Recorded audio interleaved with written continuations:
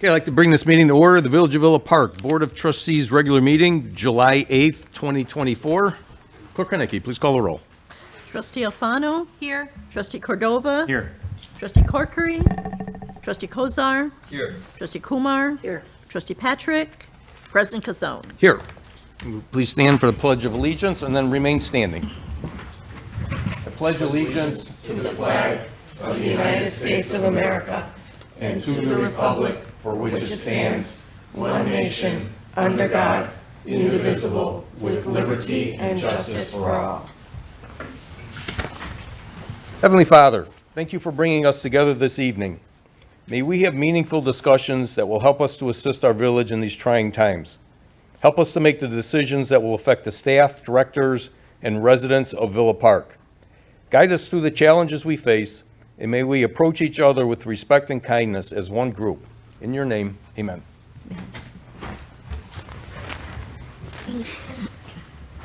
Okay, item 3, amendments to the agenda. Do we have any amendments the board would like?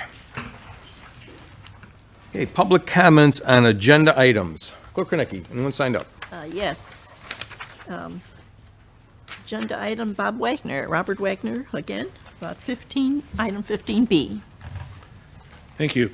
Just here to talk about item 15B in support of allowing not just the Environmental Concerns Commission, but other commissions to appoint junior commissioners. We were recently approached through village staff that there was a Willowbrook student who wanted to be on the Environmental Concerns Commission because he had a genuine interest. And we had a discussion at our last commission meeting, and we sometimes have difficulty making connections with the Willowbrook student community, like Students for a Better Environment. And we thought, well, this would be great to have a student there because the student could kind of facilitate that communication. And the thought occurred to us, well, this student may be looking for something to put on his resume, which is not a bad thing.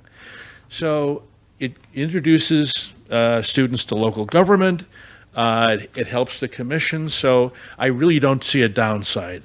And I appreciate your time. Thanks. Thanks, Bob. No one else. No one else? Anyone else? Public comments on agenda items?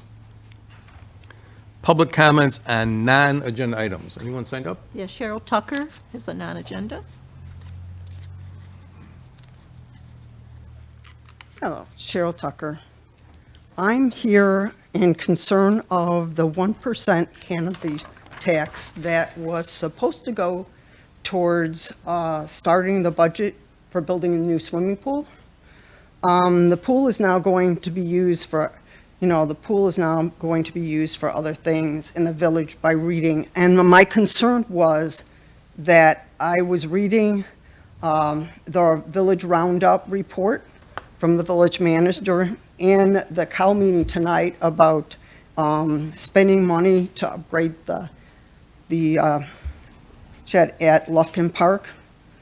When the discussion came up to get rid of Lufkin Pool, the residents were told that it would take 10 years to get the funding to build the new swimming pool, seeing there was no budget in place to set up for the pool. So at that time, as a trustee, I took the opportunity to come up and propose that 1% of the 3% cannabis tax to be used to start a funding for the swimming pool. There was a discussion that occurred with the trustees, and I thank Trustee Patrick, I'm sorry he's not here tonight, for seconding my request to do that and bringing that vote up so that we could get the 1% for the swimming pool, which was what it was supposed to be set up for, the 1% for the pool, and the 1% for the police, and the 1% for the fire pension that night. Seeing the previous administration didn't have a line item set up for the budget for the swimming pool, the money from the cannabis tax got put under the parks, where it is still listed on the 2024 budget, even though there is a line item now for the swimming pool. Of course, at the time, there was no plan for the recreation center. And not that I don't understand the position all the board members are in here as trustees and being the voice of the people of Villa Park, and how, as a board, you are trying to find funds for the needs to be done in the Villa Park, and how difficult those decisions are when you have to make decisions on what's going to be funded and what's not. I understand that you now have to come up for funding for the recreation center and still provide the residents with amenities they wanted in that, but we still have no pool. Which brings me back to my original concern of the 1% cannabis tax, which was supposed to help to fund a new pool. I'm sure the residents of Villa Park thank you for approving the liner at Jefferson Pool, which is supposed to last the 10 years. But they also remember the discussion of replacing the liner at Lufkin Pool is what caused the closing of Lufkin Pool and the final demolishment of that pool, because there were no funding to fix all the things that needed to be done along with replacing that liner. Now, tonight, you are going to have a chance to vote on another opportunity to add another 1% funding to help and get closer to getting a new swimming pool, hopefully. Will this be used towards the maintenance of the recreation center or other things in the recreation park, recreation projects? People of Villa Park who want their swimming pool are very concerned that what was put aside, that 1% cannabis tax that I originally intended it to head towards helping the budget of getting a new swimming pool, is going to be used for other things. Cheryl, you're at I'm 3 minutes. just asking the board to take into consideration that the people have already waited 5 years into that 10 years of getting enough funding for the new swimming pool, and that you as a board already saw how inflation and building costs affected the recreational center when it came about to make plans, to please take into consideration how you are using the 1% cannabis tax that is supposedly supposed to be to help fund a new swimming pool. Please don't use it at the expense of getting that new swimming pool. Thank you. Okay, anyone else? Comments on non-agenda items? I just have a quick question. I know that there is a Boards and Commission handbook that's being prepared, and my question is, when will that be made available to boards and commissions? Is it going to be passed and then presented to them, or will there be an opportunity for boards and commissions to look at it before it's approved? Did you want me to answer the? Yeah, if you want. We are waiting, the boards and commissions packet is largely completed. It was going to be on next month's agenda. One of the things that has been recommended by the Board of Trustees is to have language that's going to be in the rules of order to be copied into the board, because some of it deals with commissions, into the handbook for commissioners. So our plan was to bring that forward a month, or the meeting immediately following the adoption of the rules of order and procedures for the board. So that's on tonight's agenda, but so it would be one meeting after we adopt that, so that we could have consistent language. But the draft has been published, and it was presented at a committee of the whole meeting a couple of months ago. Yeah. Okay. Is it on the document center? It's not an official document, but it's in the agenda. I'll send you an email. It's Okay. not. Okay, any other comments? Okay, item 6, proclamations, we have none. Item 7, no presentations. Item 8, no appointments. Item 9 is our consent agenda. Item 8 is bill listings for the week of June 24th, 2024, and July 1st, 2024, in the amount of $961,655.67, and approval of the minutes of the June 24th, 2024 Village Board of Trustees meeting. Do we have a motion for the consent agenda? Trustee Kumar? Do we have a second? Trustee Cordova?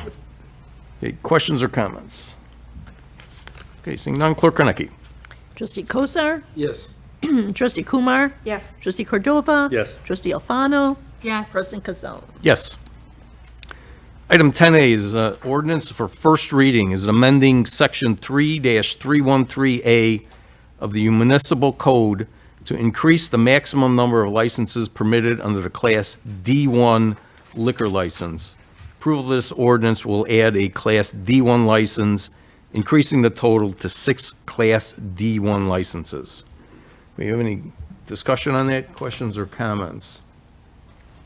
Trustee Alfano. I do have some questions. I know that our code, there are some items where the license holder needs to be compliant. Can you tell me who oversees that compliance? The day-to-day of compliance, or? Well, in Like under our D1, it says that there are certain things Yeah. that the holder should do, like 20% of the signage, right? That, who is responsible for doing that? I think that's community development, right? So there's a approval process for the background check. That what goes through the police department. They run that background check that's presented and has been approved by the village commission, the liquor commissioner after recommendation. There are setback requirements and this goes through community development. There is a application process.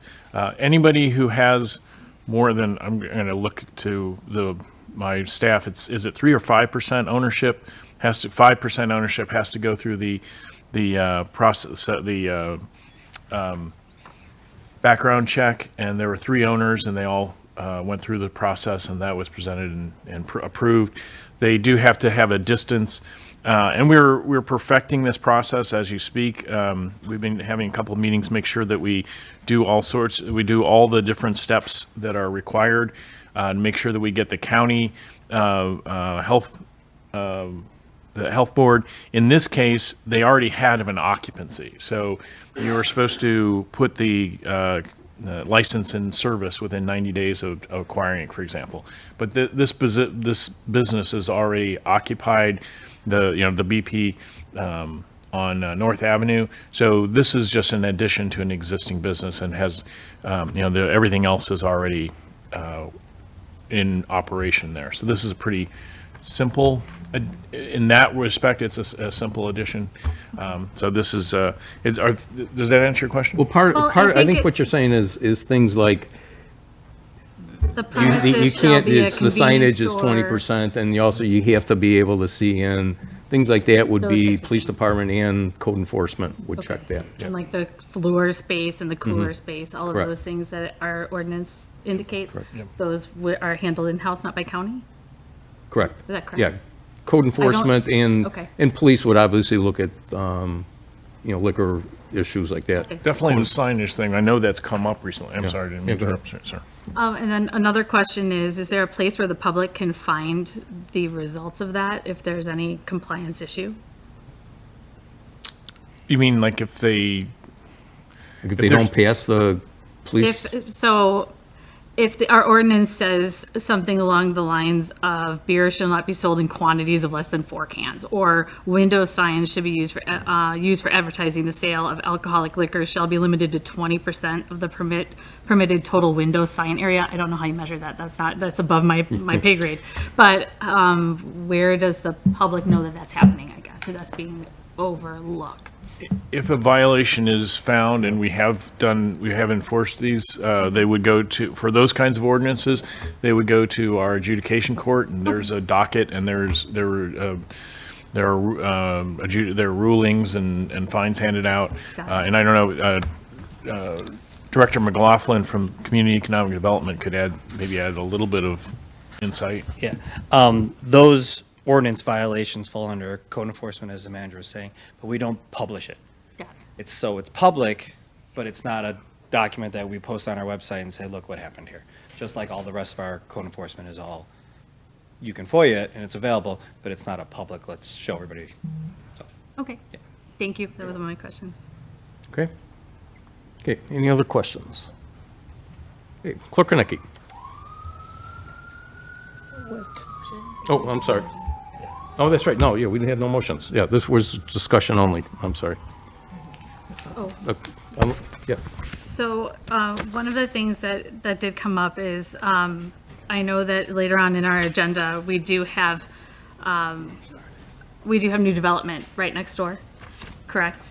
Is that right next door to this? Yeah. That was my question. I just wanted to know where that was in relationship to this establishment. Right. It is adjacent. They share the BP's west property line is shared with the later agenda's east property line. Okay, thank you.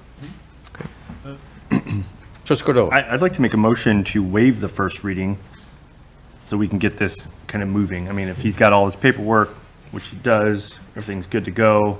Okay, He's already been here, I think, at least once. okay. All right, we have a motion to waive the first reading. Do we have a second on that? I'll second. Trustee Kozar? Okay, questions or comments on waiving the first reading? Okay, Clerk Kornecki? Okay, trustee Cordova, Yes. trustee Kumar, Yes. trustee Alfano, No, trustee Kozar, Yes. President Kazone. Yes. That doesn't pass. Yeah. Okay, so we will waive the first reading. Yeah, 4. Oh, it's because that's a motion that. Yeah, it was a motion to waive the first reading. Now we'll have a motion on the ordinance itself. We have a motion to approve the ordinance. I'll make that motion. Trustee Cordova, do we have a second? Trustee Kumar? Questions or comments on the ordinance itself? Mayor. Clerk, oh, I'm sorry, Trustee Kozar. So to be clear, there's no gaming machines in this, correct? Correct, it's not a pour liquor license. Okay. And then trustee Alfano, you didn't want to pass or waive the first reading. Can you just articulate reasoning? Should we wait for this, or? I just wanted to hear so- what your thoughts are. may I speak? Yeah, go ahead. Okay. Yeah, please. So I would like to see what happens with the later agenda item first, before I vote on this particular item. I'm sorry, say that again? I would like to wait to see what happens on the later agenda item before I'm Item- looking to see what number that is. Item 12B. 12B. 12B, yep. I would like to wait to see what the discussion is on 12B before I would feel comfortable voting on that right now. It is, I mean, you can table it to later in the meeting if you want to. Trustee Kumar. I will make a motion to table this right before resolutions. Can I make that motion? We have a motion and a second on the table, so Yeah, Okay, that has to be considered. yeah. okay. So we have to vote on that. 'Cause it's- Okay, it's- can we rescind the motion? You cannot. I was the second, no. Only the Okay. movement would be able to do that. Okay. Okay. Any other? I just, Trustee why Cordova. would 12B matter on a different business? So, can I talk? Go ahead. So I have, and this is something that when this came up earlier, I have a lot of concerns about the particular location of the gas station that is looking for this this license. I also have some concerns about our passing out licenses, liquor licenses and adding licenses. And I know I hear trustee Kozar saying the market will figure it out, but I also feel like we as residents of Villa Park, I get a lot of feedback saying we have a lot of bars. We have a lot of liquor being sold. Can we try something different? And I have a really hard time voting yes on something that is in a place where we have had to shut down the road a few times, and we've had some other issues there that are not pertaining to this. I don't want to make that affect another business, but I also do feel like you have to take a look at this globally instead of just as an isolated issue. And so I have my reservations. Yeah. You remember the owner had come to here, we did give him a consensus to go ahead with this. Okay, you're aware of that? Yeah. Okay. Trustee Cordova? This is the other, I kind of figured this was going to happen, right? So the first thing we were talking about was parking spaces. That is a detriment to revenue in the town. When we sit here and say we cannot afford something, it is because we're not getting revenue for it. And now we're saying, no, you cannot get more revenue at your store. Also, we're maybe saying that you can't get revenue on 12B either. What are we doing? What are we doing? May I speak to that? I didn't say anything about 12B. I haven't said what I feel like, how I support that or not. I said I'd like to wait and see what that looks like. So I think that was an inappropriate comment, and I think that you maybe made an assumption there on my part, because I haven't mentioned anything about how I feel about 12B. I mean, but we've heard Excuse you me, I'm talk talking, before, I have yeah. the floor. Thank you. As far as what we're talking about here in the discussion, I think that there's nobody who's going to just go and be like, hey, I need to go to Villa Park to this one place to get to buy some liquor to take home. I just don't see that happening. I think that there are a lot of other places around. I did mention that before. I did have concerns on that before when this came up before.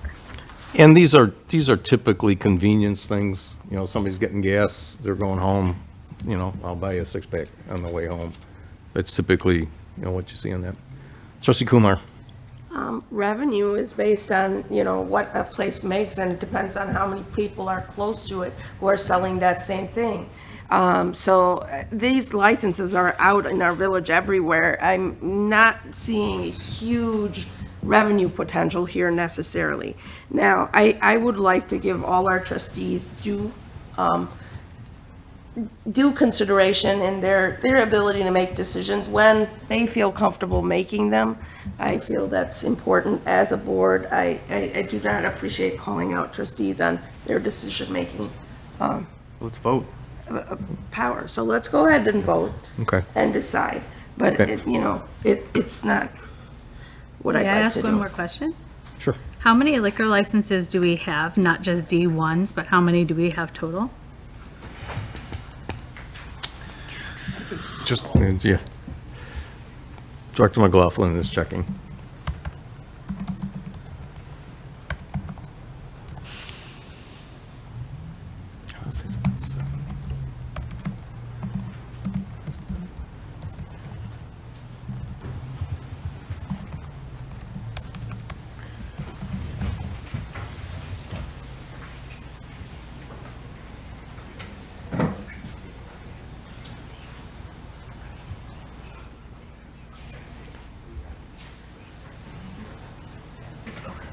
Sixty 60. across all the licenses. Across, yeah, every one of them. So this would make 61. Okay, and how many are D1s? This would make 6. We have 5 right now. Okay. Okay. Trustee Kozar? I agree with some of the comments that Trustee Alfano made in terms of we have a lot of liquor license in Villa Park. And I don't think we have to fix that problem if it is a problem here. My, my reasoning here to vote in favor of granting this liquor license is less to have a liquor license and more to allow our, that particular local business just to be competitive with other similar businesses that do have liquor license. So, from a theoretical standpoint, I do think we should limit our liquor license and we should review those. But I think from a competition standpoint, in this circumstance, it kind of outweighs it. I'd like to see the BP over there be able to at least compete with the other gas station down the block. So that's my thinking behind it. But we appreciate all the comments. Yep. Trustee Alfano? Thank you. I think that in the future, we really do need to have a conversation about what we want this to look like.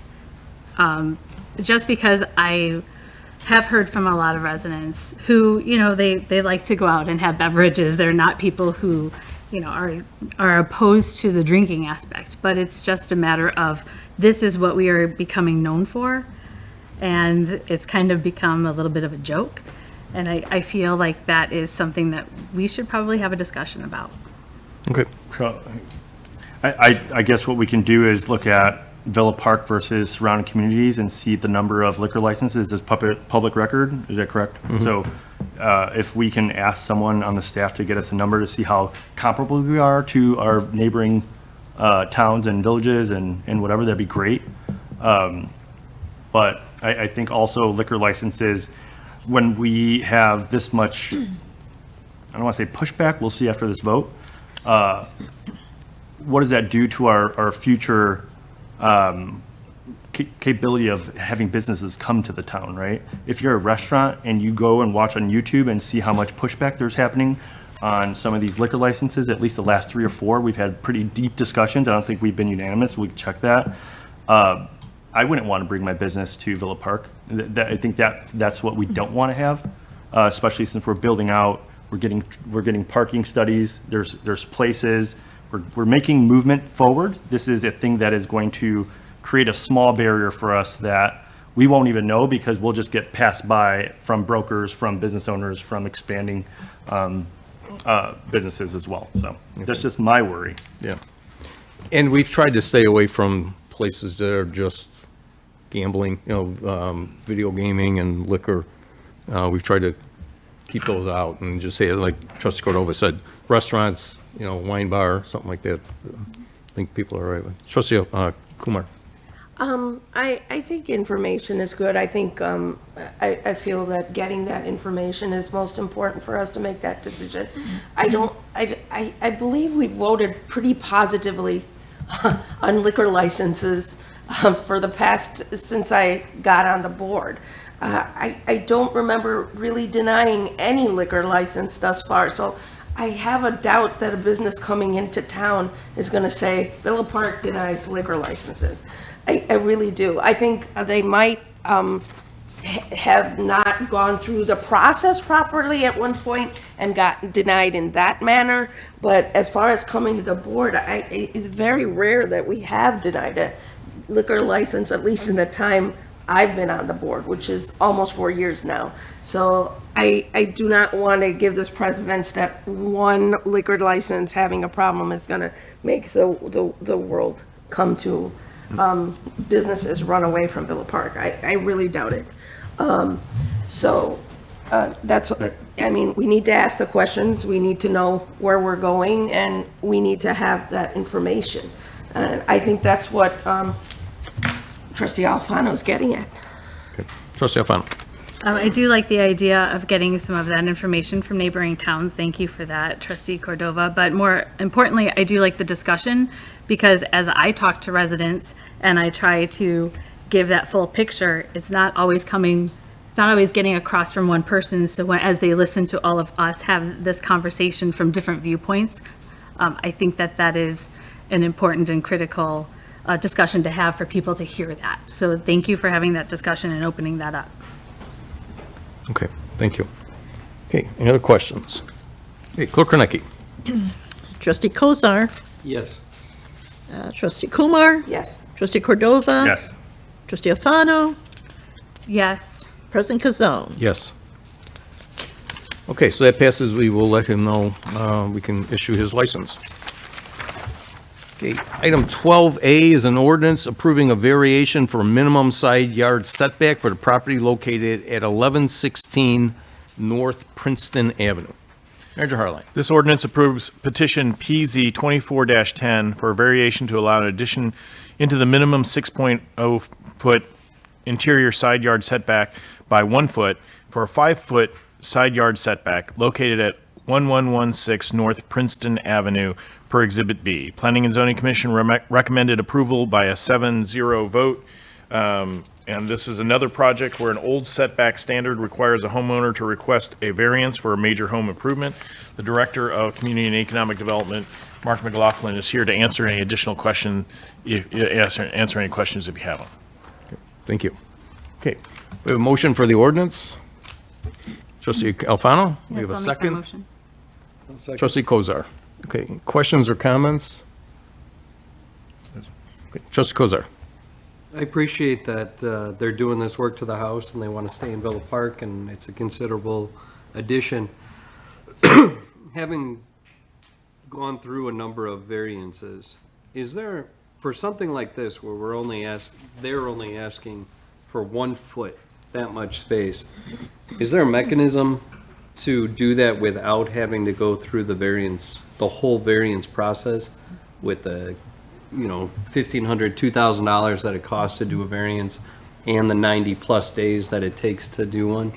I think Dr. McLaughlin has a more complete answer, so I'm going to turn it over to him. Yes, so we have done a few variations as of late. Many of those were because of a non-conforming setback where they wanted to do a second-story addition, and then variation was required because it's written into our code. And so staff is currently looking at a way to ease that requirement so that people can do second-story additions without changing the footprint, adjusting the non-conforming section. This one's slightly different because the stairwell is actually allowed to be where it is, but a physical wall isn't. And so by framing it in, they're creating that non-conformity or not allowed, which is why they need the variation request. So this one is slightly different than the ones that we have seen in the past. It would qualify for administrative adjustment, but we noticed on that and we received a letter of opposition. And once we receive a letter of opposition, we can no longer continue through the administrative adjustment procedure. We have to go full variation. Once we went full variation, the objection rescinded, and here we are today with a 7-0 vote from Planning and Zoning Commission. So, yeah. Okay. No, but, I mean, that's a good point. And I think it came up, too, about just the idea that a considerable amount of that expense is the court reporter. And is that always necessary in light of the fact that all the meetings are recorded and everybody has access to it? More of a comment than a question, but I think it's something worth reviewing as we modify and try to become more user-friendly in our code book. Agreed. Okay, any other questions? Trustee Kumar? Yeah, I would like, Director McLaughlin, now that you're seeing many of these second floor additions coming, some kind of, rewrite of the code that we can look at that would be amenable for the village to put forth, send to the trustees, because I think that's something that should be much easier to do and should not have to go through this large process. I mean, when we're talking about parking and stuff, we're talking about just, waiving that for businesses, but the people of our town are as important to us, and if they have a couple of extra children and need an addition upstairs, they deserve to have the ability to build on the space they have in a comfortable manner. So I'm amenable to whatever you think is good for staff and would be work, changing the code to that aspect. Absolutely. Yeah, we've actually started already drafting some language to put forward in front of the Planning and Zoning Commission, and then obviously ultimately the village board for approval. Thank you. Yeah, on it. Okay. All right, Clerk Konecki, please. Okay, Trustee Cordova? Yes. Trustee Kumar? Yes. Trustee Alfano? Yes. Trustee Kozar? Yes. President Casson? Yes. Item 12B is an ordinance approving a special use for a cannabis facility at 310-330 East North Avenue. Manager Harlan. This ordinance approves petition PZ 24-09, a special use for a cannabis facility as shown in Exhibit A, located at 310 to 330 East North Avenue. Planning and Zoning Commission recommended approval by a 6-1 vote, and Director McLaughlin is here if you have answer any additional questions. This would qualify for, if approved, would pay into all the cannabis tax funds. Okay, thank you. Okay, do we have a motion for the ordinance? Trustee Kozar? I'll make that motion. We have a second. Trustee Kumar? Any questions or comments? Trustee Kumar? This will flow in to the line items we talked about. I know one of our residents and former trustee Cheryl Tucker came up and talked about how it's not flowing into the pool line item. And was it set up to ever do that in terms of the funds to flow straight into pool, or is it only set up to flow into Parks and Rec? So ordinance 4118 adopted in November 25, 2019 specifies that there are three places there are three places it goes. One is fire, one is police pension, and the third is into park. And that third, it said 1/3 of the 3% tax imposed by Article 12 of Chapter 23 of the Villa Park Municipal Code shall be applied to village parks, comma, a recreation center, comma, and a pool, period. It was adopted by a vote of 5-2. Okay, so don't know if it there was was a subsequent originally change. only supposed to go only to the major line item of parks, is what you're saying? Parks, rec center, and a pool, yes. And we have directed it to the parks. It directly goes into parks. And how much is in that fund? How much is, I mean, how much is set aside towards, we are, The Parks and Rec, from the canvas, how much is in the fund in Parks and Rec at this point? I think it's raised a total, Director Howard could correct me if I'm off, but I think we're getting somewhere in the neighborhood of $70,000 each year. We will be spending over $2 million of city funds to cover the recreation center in addition to $2 million in addition to the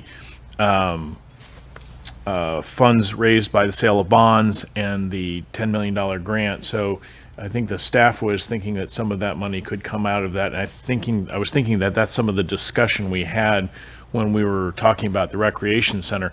But, I mean, it is up to the village board to specify exactly where that goes. So there is, how much in that fund at present? I don't know if we've set up a separate identifiable fund. We are tracking those funds and making sure they go to the appropriate uses. Okay, so, but the amount that's going to Parks and Rec, fire and pension, they're being tracked, they're going there. Yes. And there should be what, is it over 2 years, 3 years? What do we have in that fund that could be used for the recreation center, whatever it is? It'll be somewhere in the neighborhood of $210,000 after Okay, 3 years. so basically it would wipe it out to use it at this point? Well, yes, based on our Okay, previous okay. discussion. No, I'm just, Yeah. so. In the future, issue- yeah. The sorry. issue is not that it's being used, we have this future money coming in, but the issue still stands that we do not have a pool that is new. That is going to be a problem. And yes, the pool liner will make it last for some time. We have discussed that. But that is going to be a problem, and a pool is not cheap, which we all know, and things creep up consistently. So you're talking a good, even at this point, for a minimal pool renovation, at least last we heard was 17 million. At this point, it's probably much more than that, right? So you're talking 17 million. So there's a long way to go, and 10 years at even 70 or 100,000 is not going to get us there very quickly, right? So, so we can use it for now. I mean, it's not that I'm against using that money. It's just we need to have that discussion about the pool, what we're going to do with the funds in the future, how we're going to allocate those funds after this, because I understand the recreation center needing the money now and the lack of funds at this point, and it has been at this point allocated to that fund. So I can understand using it at this point. But in the long run, this is going to be an issue if we do not think about what we're going to do with the pool. And as we say, it's a pretty expensive thing coming up. So that's something that ordinance, whatever's coming out of this new facility is going to add to that, which is a good thing. We don't know what else. We need to think outside of the box of what we're going to put in that pool fund as revenue comes in. I think Trustee Cordova has been talking about growth and revenue. As revenue comes in, we've got to allocate some more funds other than just this towards a pool. We got to start thinking about which funds are going to go there. So that's, I think, what the discussion we have to have. At present, finishing the community center, getting it done, I think is an eminent thing. We should do that. But I can absolutely agree with former trustee Cheryl Tucker that that money was initially allocated for what was a pool, and it's not going towards a pool. I'm not thinking that we should put necessarily money, but that's a discussion we need to have, and that line item needs to start collecting some money. It's standing at zero, which is not good. Well, and it's one of the reasons Manager Harlan and I have been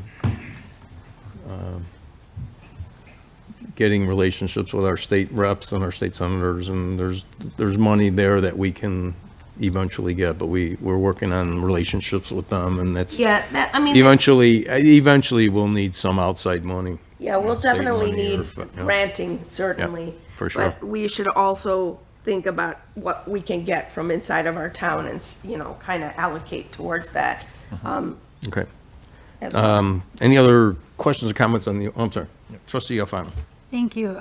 Along the lines of what Trustee Kumar was talking about and what you had just said about our state reps and our state senator, I know that one of our representatives had access to some funds, but it had to be for a shovel-ready project. And I don't know that we had any shovel-ready projects available. We sent in a couple of requests. Okay. Yeah. I don't know what it would take to get a pool close to that.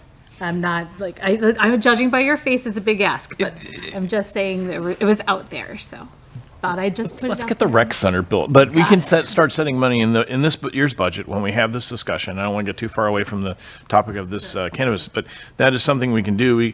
Like we do with the fire engines, we take general fund money and we put it aside in and we allocate money towards a sinking fund where we hopefully have enough money to buy a fire engine after X number of years. And we can do that if you would like with the pool, but as you guys have done the math, and if we're putting, even if we double our money with this cannabis, and I'm not saying you should, I'm saying, but if you did, 140 times 10 still is $1.4 million, so we're going to need other sources, so. Or you're going to have to sell a lot of cannabis out there. So. And I didn't want to panic you. I'm a teacher, we plan things. Oh, no, I mean, I've done the math. I mean, I'm not, yeah. Trustee Kozar. This is our third approval for a cannabis in Yes. town? Yeah, there's one on Roosevelt and one on North Avenue. Okay. And then. Yeah, that's One right. on This North is the Avenue third just one. opened Yep. recently. Yep. Yes, thank you. Okay. Can't count that. Trustee Kumar. I have a question about distance requirements. I think there are some state requirements with cannabis facilities. Can you kind of spell out what those Not that Mark was expecting this question, but Our village code, in the special use section for a cannabis dispensary, mirrors the state code within 1,500 feet of another dispensary. And that is regardless of municipal jurisdiction. So if there's one in Elmhurst or Lombard or OBT or any of those, you still have to adhere to the 1,500 feet. This does, otherwise we wouldn't even put it in front of you guys. Okay. Okay, any other questions? Trustee Kumar. that makes me more wanting to address this now than tomorrow, because Elmhurst decides to vote first, then this is not going in, that means less money for us. So I would be favorable to voting on this at this point. Okay. Okay, anyone else? Okay, Clerk Kornecki, please. Trustee Alfano? Yes. Trustee Kozar? Yes. Trustee Kumar? Yes. Trustee Cordova? Yes. President Casone? Yes. Item 12C is an ordinance of the Village of Villa Park, DuPage County, Illinois, approving a plat of easement for a naturalized area at 951 North Harvard Avenue. Manager Harling. this ordinance approves the plat of easement for a natural area at 951 North Harvard Avenue, allowing rights to access a portion of the property at 951 North Harvard to ensure the establishment and maintenance of native plants along the property line required by DuPage County Stormwater and Floodplain Ordinance. Staff recommends approval of the ordinance. Okay, thank you. We have a motion for the ordinance. Trustee Cordova, we have a second. Trustee Kumar? Okay, questions or comments? Trustee Kumar?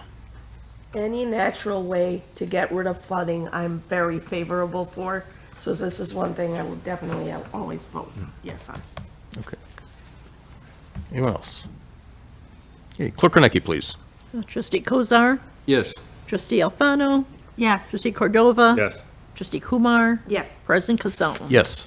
Item 12D is an ordinance of the Village of Villa Park, DuPage County, Illinois, approving a second amendment to the development agreement between the Village of Villa Park and Hawthorne Development Corporation. Manager Harline. The ordinance in front of you would authorize an ordinance, is an ordinance approving a second amendment to the development agreement between the Village of Willow Park and Hawthorne Development. Staff has reviewed and worked on the redevelopment agreement in conjunction with the team at Hawthorne. What we have before you is an ordinance that we are comfortable with. There is one caveat that we would want to make sure that our bond counsel was comfortable with the RDA. We have already initiated that conversation. So that's the only, other than that, we'll be ready for signature. And I don't know if Attorney Wolf would like to add anything to that, but I think that otherwise this ordinance is ready for approval by the Board of Trustees. No further additions. Okay. Okay. Thank you. Okay, do we have a motion for the ordinance? Trustee Kumar, do we have a second? Trustee Kozar, questions or comments? Trustee Kumar. I would like to say I'm very happy that this agreement is coming to fruition. It has been sitting for a while. It was a bit of an upsetting thing for Villa Park, and at this point, I think the residents are going to be very happy that finally we are getting movement on this project. And I thank the staff and Hawthorne for coming finally to some kind of agreeable solution. Okay. Trustee Alfano. Thank you. I know that this project has been a long time in the making. I know that it has provided a lot of frustration on all sides involved. But I think that this is going to be a really good thing for our village, and I'm happy to see this come to us tonight. Okay, thank you. Yeah, I like to just thank staff, Manager Harline and Director McLaughlin, his staff, and Attorney Wolf. A lot of hours in this and a lot of late nights and weekends and stuff, but it was nice to get this finally done. Trustee Kozar. I like that the new development agreement has that 90-day provision, so it's approved for 90 days. If there's an issue with it, you'll come back to us, explain why that is, and you have the ability to get an extension for good cause if necessary. I know you've been working hard at this and reaching out to some of the trustees along the way and starting that dialogue, so everybody would like to see this go along, but it has to be done smartly, and I think we're starting to do that now, so good luck with it. Okay, anyone else? Okay, Clerk Konecki, please. Okay, Trustee Alfano, Yes. Trustee Cordova, Yes. Trustee Kumar, Yes. Trustee Kozar, Yes. President Kazal. Yes. So that passes, and you guys can take off now. Yes. I want to see a backhoe out there tomorrow. Okay, item 13A is resolution authorizing and approving the rules of order and procedures for the Village Board of Trustees. Manager Harline. This resolution would formally adopt rules of order and procedure for the Board of Trustees of the Village of Willow Park. If there are any amendments or changes that are requested, please make them now. And if any, I think there might be interest in continuing this until all members of the board can be here. Okay, thank you. Okay, do we have a motion? Trustee Kozar? I'd actually like to make a motion to just push this to one more meeting, to the next meeting, for the reasons Manager Harline had articulated, potentially a couple of changes, but we're missing 2 trustees.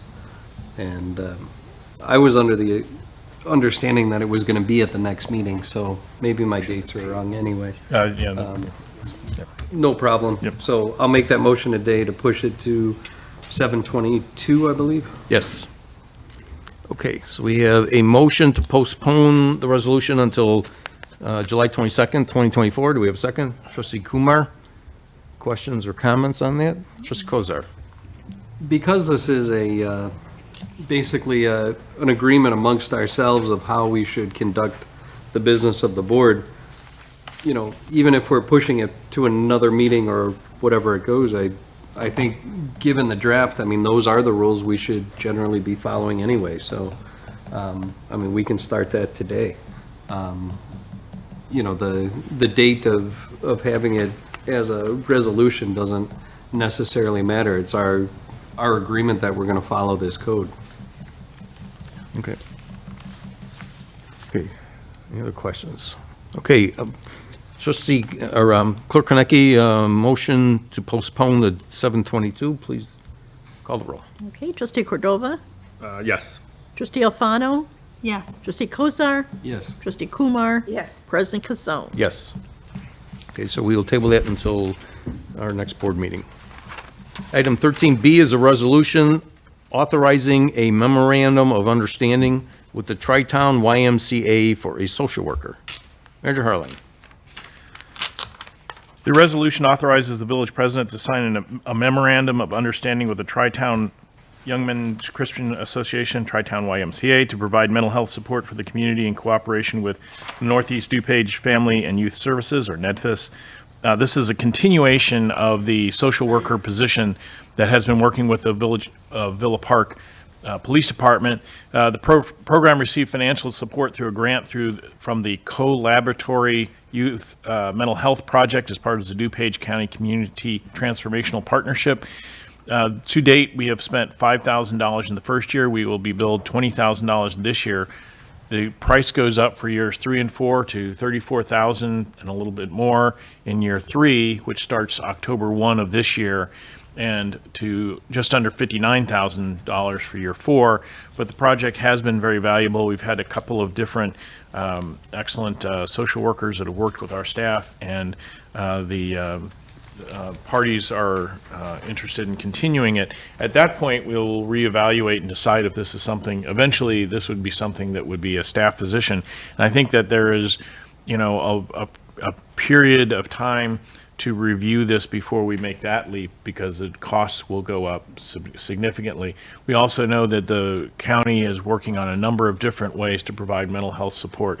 So I'm not saying that we, I don't want to set this up like, let's try this, and we may not be able to afford a social worker in 4 years, but I think that this will give us a better chance to fully evaluate that. But it is more cost to the village in years 3 and 4. Deputy Chief McCann is here if you have questions.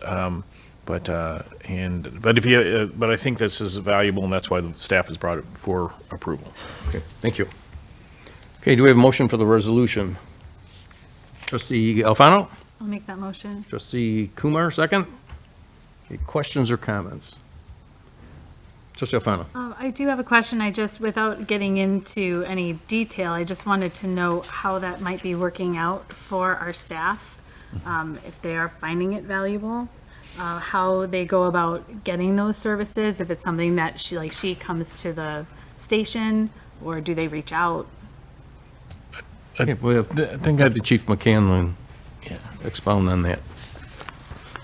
It's the last 2 social workers were stationed at our police department. They had an office set up, and they work off of referrals from the officers that are dispatched to calls dealing with people with mental health or drug abuse. So they're pretty much on staff with us for the most part. So they're there and they're available when needed. Thank you. Yep. Anyone else? Trustee Kumar? I do think this is a very valuable service that we're providing, and in partnership, because a lot of the things our police force deals with is social issues, and I think the process with which this connection with Tri-Town is happening. Okay. Okay, anyone else? Clerk Konecki? Okay, trustee Kozar, Yes. trustee Kumar, Yes. trustee Cordova. Yes. Trustee Alfano, Yes. President Casone. Yes. Okay, item 14, excuse me, item 14 is unfinished business. Does anyone have any unfinished business they'd like to discuss? Item 15A, new business, fire department staffing. Staff seeks the direction of the Board of Trustees by consensus vote to support the creation of a second deputy fire chief position in the fire department.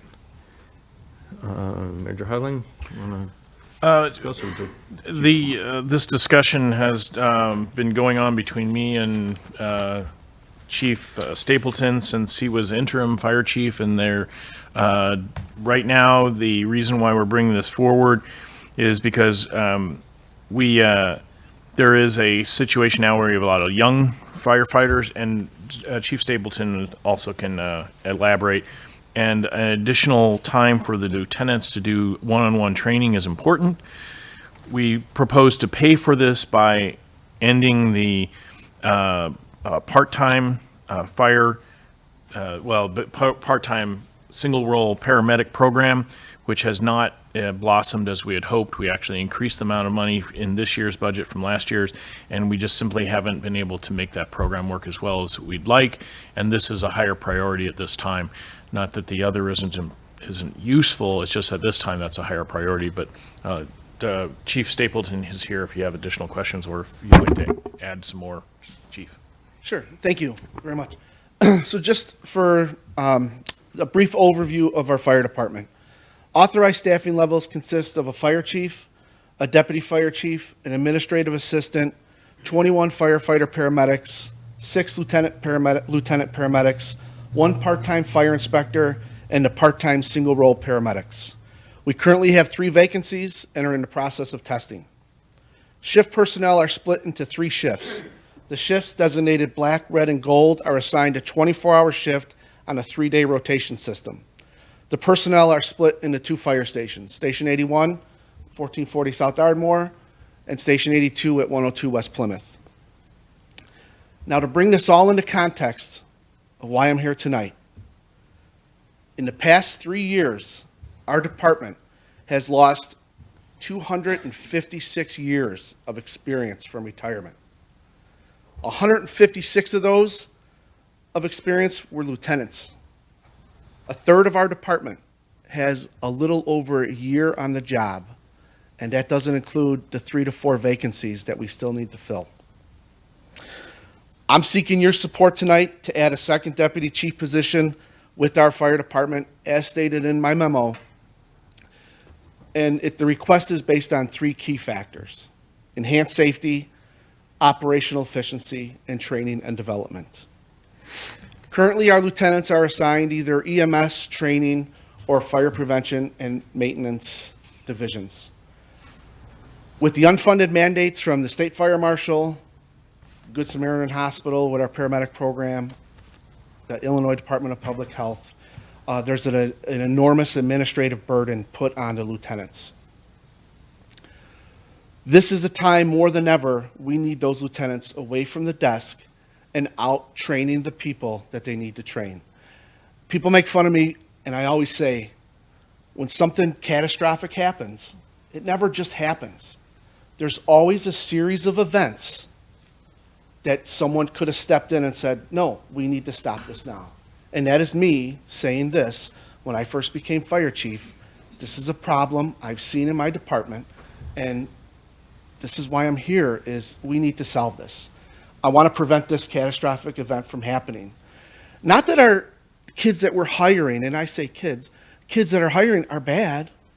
They're just, when I say inexperienced, that's not a bad term. I actually prefer inexperienced personnel because then we will train them our way.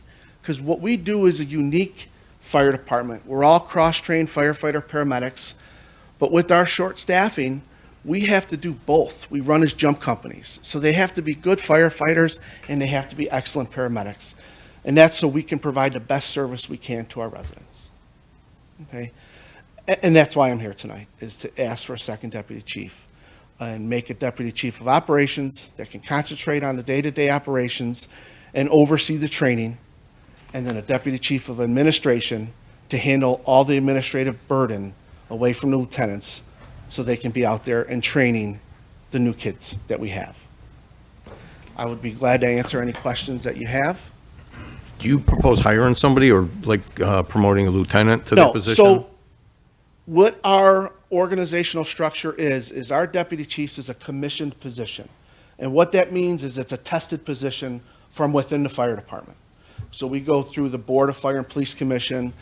We have a current deputy chief's eligibility list. Brandon Mitsuka was promoted off of that. He was the #1 on the list, and there was an opening. My recommendation is, if we get consensus tonight, is to bring it to the next Fire and Police Commission to ask permission to hire the #2 person on that eligibility list to be the second deputy fire chief. And then we would have to replace with someone new to fill the ranks of the firefighter paramedic role. So it's not an appointed position, it's a tested commissioned position. Okay, good, thank you. Any questions? Trustee Kozar. We have an excellent fire department, and we have an excellent leadership in our fire department, so thank you for that. Thank you. I support this entirely. Kevin Patrick, who's not here today, asked me to just let you know that he supports it, let the board knows that he supports that. You know, I see that you're very cognizant as to the money you spend, the efforts that you spend. You do a good job at it.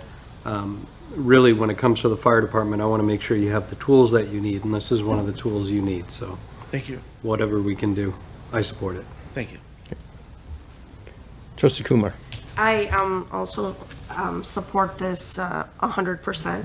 I feel our fire department does a great job. I like your whole discussion of strategic thought at the beginning of this, because what you said is thinking outside of the box, thinking strategically for the future. And I'm very happy about that, especially with the growth in our town. We're going to need the services of fire and police, and just starting now, getting people promoted. I know we have a lot of openings, getting people in a space and having someone training our younger firefighters to fill roles that are necessary is essential, absolutely essential. So I would back this 100%. Thank you very much. Trustee Alfano. Thank you. I too support you, and I appreciate the strategic planning. As a teacher, you're speaking my language. I am curious if you can elaborate a little bit on the part-time program that is ending, because I think there's some concerns that I'm hearing about having part-time eliminated and then hiring administration, or what sounds like an administrative role, and then maybe creating an overtime situation. Can you speak to that? Yeah, absolutely. So probably 12 years ago, we negotiated with the fire union to create a part-time firefighter paramedic role. Not full-time, part-time, to supplement our manning, not to replace. So as you know, in our collective bargaining agreement, there's subcontracting language in there. So they agreed to this, and at first the program was very successful. We had multiple firefighter paramedics, and we knew that they were coming in brand new to be trained up. Some of them took our test, some of them we hired, which was great because we can see how they operate and how they function within our organization. But most of them would go on and to other bigger departments, and we don't fault them for that. But in the unique situation that we're in nationwide with this shortage, okay, we reduced it from a firefighter paramedic to just a single role paramedic. You know, because that's what we need is help on that ambulance. But the problem is all of the single role paramedics are being swallowed up by contract paramedic organizations that are paying them 3 times the amount that we could ever pay them. So it dwindled down to a couple of people. And the hours were very sporadic. That, coupled with all of the new personnel that we have, just added to the stress and the levels for our lieutenants. So I've always said, if I'm going to come to you with the problem, I'm going to come with you to a solution and a funding source. And when I addressed this with the manager, I said, this is what I need, and I will find you a funding source. And this is why we're going to eliminate the program, because we're going to take that money and allocate it to this, because strategically, thinking long-term, thinking in the future for some type of succession planning, this is where we need to concentrate our time on. So, Thank you. absolutely. Okay. Trustee Cordova. I really appreciate you coming with the problem, the solution, most importantly, the funding source. I'm waiting for you to come ask for the centralized fire department, which is, we're not there yet, but when you look at the new deputy chief position and like you said, the succession and how that works, how do you do that? Because to be a deputy chief, or at least to get into a deputy chief, you probably have some years under you. How do we future-proof ourselves from having chief, deputy chief, just all retiring within a span of 6 years, 5 years? That is a great question. So I'll give you a peek behind the curtain. I was deputy chief for 12 years, 12 years of experience. And when the chief retired, I applied for the position and I stepped into that role. And I said this when to start, I probably have about 2 to 3 more years before I retire. All right. So with that is my current deputy chief has 1 year on the job. And my goal is to have a succession plan where my next chief or your next chief is going to be from within the department. All right. So what I plan on doing in the next 2 to 3 years is not only training that deputy chief to take my position, but to also train that other deputy chief to sometime step up into that position also. And also train a lieutenant to step into that deputy chief role. That is where I want to concentrate on the career track planning, is to have this all laid out. Whereas I have a 3, 5, 10-year plan of, this is a blueprint for my successor to follow, add to it. Every chief I've worked for always tried to make the department a little bit better. All right, so every chief, I've worked for 5 or 6 of them, every one of them tried to do a great job, and a lot of them did. This is part of that process. I'm trying to lay it out for the future when I'm no longer here, that we don't have to go out and do a nationwide search for a chief. The best chief we have is in town, because they know all the processes. They know the players, they know the key stakeholders, they know the community, and you don't have to pause to have someone come in and learn everything from scratch. Great I hope that answers That was a great answer. your Yeah, question. No, Okay. that's perfect. Yeah. All right. I'm very passionate, you know that. You know, I like to think 3 steps ahead. And again, what I want to do is have the best fire department for the community that we serve. Appreciate it. So, Thanks. Trustee Kumar. I'm just happy that you are giving opportunity to the younger people to move up and showing them the ladder. I think that's very important. It gives people motivation in itself that there is a ladder, and I think that's very important within within a growth structure. And I'm very happy that you are doing that. you know, thank you for bringing that up, because it jogged my memory. Is that is another key point with this, is for those people that may leave at 20 years, you know what, if I have a chance to promote up, maybe I'm going to stick around for that 25 or 30 years. And that's what we want to do. We want to keep people. Retention and recruitment. That was what I sold that I needed to be as fire chief, is that's what I wanted to concentrate on. And thank you for bringing that up, because that is a key. And Assistant Village Manager McVeigh, you know, she's done exit out interviews on the 8 people that we've lost in the last 3 years. And I think she can contest that, yes, that is, if you have more growth to move up, that they're going to stick around longer. And if we can't hire them on this side, what can I do to keep them on this side? So it's a balancing act. Yeah. So. And especially with the hiring side is hard to do right now. Correct. And I offer, anyone, if you want to be firefighters, I'll take you. We'll train you up. It's a great job. Okay, just saying. I try to poach all the time. I'd already have to retire, Chief. I couldn't take your job. You know? Hey, I'll take you. I'd love to take any of you. Okay. Any other questions, comments? Okay, Clerk Konecki, can we have a consensus on creating the position of a second deputy fire chief? Yes, trustee Cordova, Yes. trustee Kumar, Yes. trustee Kozar, Yes. trustee Alfano, Yes. President Kazo. Yes. Thank you So very we much. will look into and get that for you. Thank you. Okay, item 15B is discussion about adding junior members to additional commissions. Manager Harline. Members of the board, particularly trustee Kumar, and members of the Environmental Concerns Commission have inquired about adding junior members to the commissions. This will require amending the village code. Currently, only the Community Fund Commission is authorized by the code to have junior members, and they cannot vote and do not count toward a quorum. It may not be appropriate to appoint junior members to any statutory board or commission, but an amendment could be prepared, for example, for Article 14 in Chapter 2 that deals generally with commissions, allowing for specific commissions to have youth participation. Board may wish to adopt a motion directing staff to develop such an ordinance.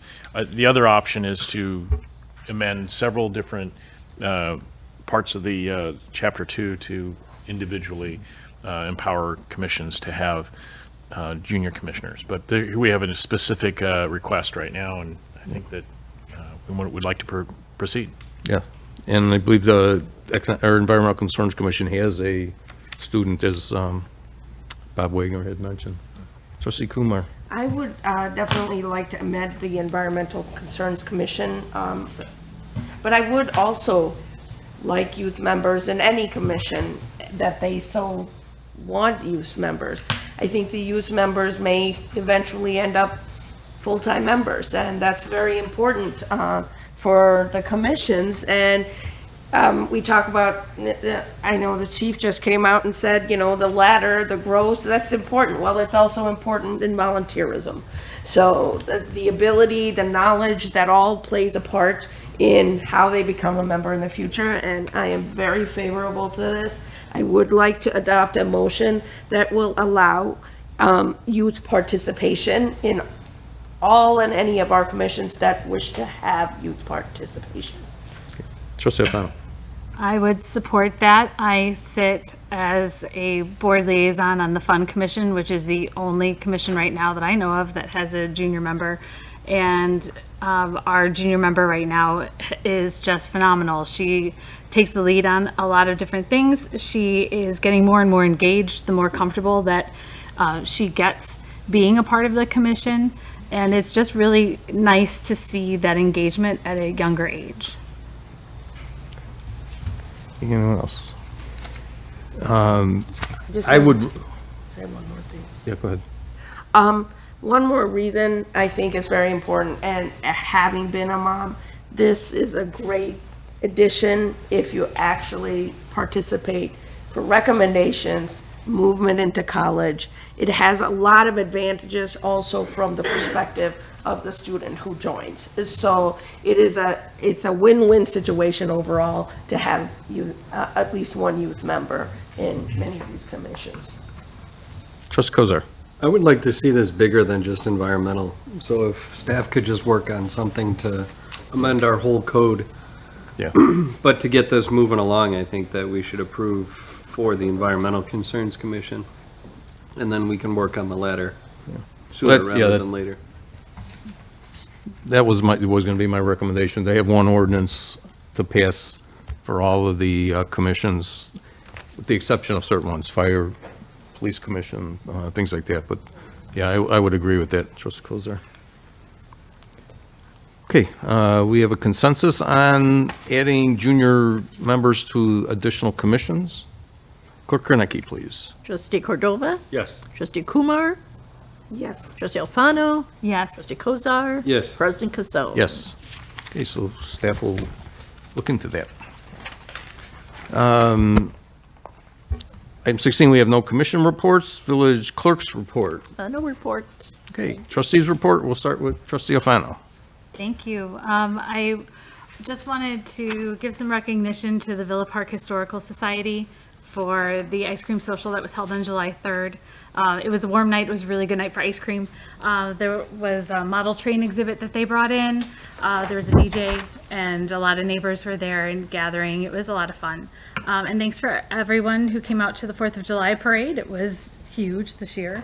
I got to walk with the village and pass out candy to the kids and say hi to everybody. It was a really great experience. But there was one thing that I think most of us here on the dais had received, and that was we did receive some feedback about some people having some things thrown at them as they were marching in the parade, and then as they were spectators in the parade. And that kind of makes me a little frustrated, not just as a trustee, but also as a resident, because that's not who we are in Villa Park. And while I think that the intention of what was thrown were I think water balloons, or being sprayed by hoses, I think the intention is good. I just think that maybe we shouldn't throw water balloons. Just ask if somebody kind of wants to be sprayed down if it's warm. I get that you're just trying to cool people off, but other than that, I think it was a really great parade, and I had a great time. So thank you for letting me march with the village. That's it? Okay, Trustee Kumar. Last week, I lost my mother-in-law, who's been a resident of Villa Park for years, over 18 years now. And it was a sad occasion. I missed the 4th of July parade because of that. And I just, want to thank all the warm feelings and, the mentions that came from many of village personnel with regards to that. It was very comforting. Thank you. That's it for today.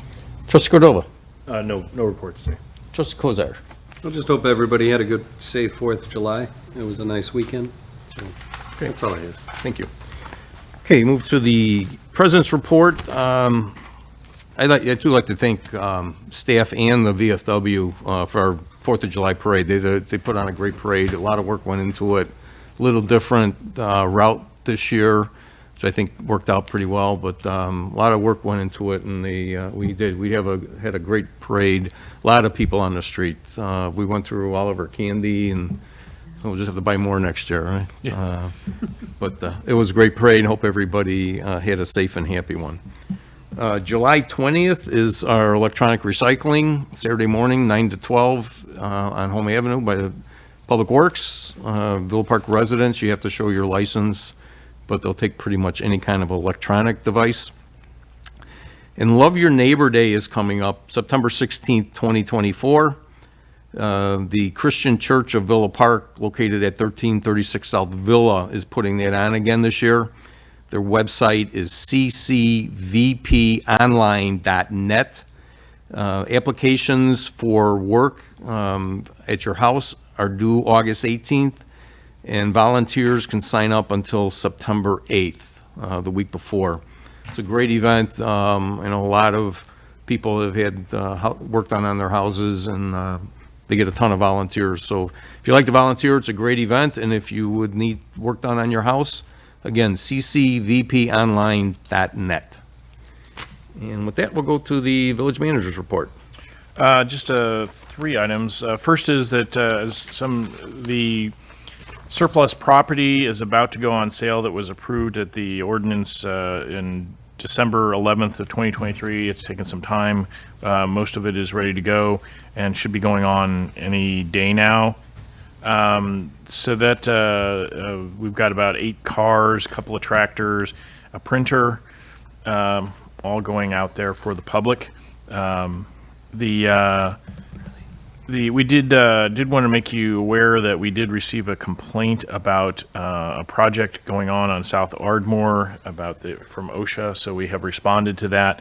It was not a village project, but there was a question about the depth of the hole and the safety of that hole, so we are responding to that. And then I wanted to end it on a positive note. I agree that, first of all, I'm sorry you couldn't be there, Trustee Kumar, and that was perfect. I mean, you've been there in the past, and it was a great event, and I really appreciate Trustee Alfano for being there, because the extra hands really help. So I appreciate that a great deal. And then officially you're not supposed to have water guns. That's in our information about it. I think that's phrased such that people in the parade aren't supposed to do that, but I think we may make that clear. I remember going by that house, and they asked some people, but obviously it's not safe to be throwing water balloons, because I'm sure no one wanted to hit a kid in the head, but you can't. Once you start throwing a water balloon, you never know exactly where it's going to land. So I think that we want to make sure it's safe and happy for everybody, and that everybody enjoys it. And I wanted to thank the sponsors of the event, which in addition to the city and VFW, of course, Midland Plumbing and Sewer, Villa Park Ace Hardware, Robert Rusty Stevens, LRS, Windy City Curling, Storino, Romello, and Durkin, Dougherty Landscape, the Tri-Town Y, the logo I'm trying to remember. Tray 5, thank you. And then finally, the main sponsor, Safariland, who will be here at our next meeting to hand out the awards for the best floats and parades. And the video done by Suncom should be available tomorrow. And that we'll send out some information to get people to vote for the community favorite, so that we can, that will be a short window. Oh, it's live now. Okay, thank you. It's till Thursday. So we need to get, so if you're interested in voting on the community award for the best musical act, the best, the community award for your favorite act at the parade, and you want to Yes, make sure it's correct. So. We'll give out 4 awards. 3 were chosen by judges during the parade. So best musical, best use of theme, and the third one. Most patriotic. Most patriotic. And then the 4th one is the Community Choice Award. So all of the floats, Riley took pictures of everybody. And so they are posted now on Facebook, and you can vote by liking a particular photo. And then we will award that community choice, I think, first and second place at the upcoming board meeting. So please go out and vote. Thank you. And actually, this one, I didn't write it down, but the Illinois Municipal League Conference is coming up in September. I know we've had one trustee who's expressed interest. There's money there to send, we probably send 3 or 4 easily within the budget, and if we need to exceed the budget, I think it's a great opportunity to learn more about the very complicated issues that you guys face every week. And with that, I'm done. Okay. And we'll go to item 21, executive session. Item A, pursuant to 5 ILCS 120/2C11 regarding litigation when action against, affecting, or on behalf of the village has been filed and is pending before a court, or when the village finds that an action is probable or imminent. Do we have a motion to go into executive session? Trustee Kumar? Okay, we have a second. Trustee Alfano? Okay, Clerk Kornecki, please. Okay, Trustee Kozar? Yes. Trustee Kumar? Yes. Trustee Cordova? Yes. Trustee Alfano? Yes. President Kazoo? Yes. And I should have added, we will adjourn out of executive session and end our meeting in the COW room. So we'll see everybody in 2 weeks. Have a great 2 weeks. The weather's getting warm, so we have a good time out there. And be safe.